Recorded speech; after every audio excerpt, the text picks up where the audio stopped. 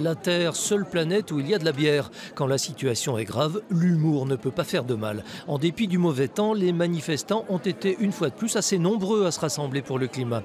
Au-delà d'une préoccupation générale, il peut aussi y avoir des motifs d'inquiétude plus locaux. Par exemple, le projet d'extension du circuit automobile de Prenois. Ce circuit, qui a déjà une surface de 165 hectares, demande 50 hectares supplémentaires pour s'agrandir. Alors qu'aujourd'hui, on lutte contre la déforestation, on sait que la forêt est un élément pour conserver et maintenir le climat.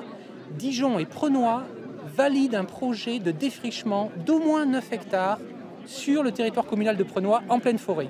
Parmi les manifestants, presque tous ont signé la pétition visant à traduire l'État français devant la justice pour inaction climatique. Et certains lancent une autre pétition à l'approche des européennes. Il faut qu'on fasse bouger les lignes politiques pour mettre le climat au cœur de l'Assemblée européenne. Et pour ça, il faut qu'on soit très nombreux à dire on ne votera que pour un programme en mesure de répondre aux exigences climatiques. Et puis, en aval des actions collectives, il y a aussi pour certains des changements dans leur propre mode de vie. J'ai des poules, j'ai un lombricompost, on fait le tri depuis bien longtemps, on essaie de consommer plus bio à la ferme à côté. C'est un changement d'habitude, évidemment.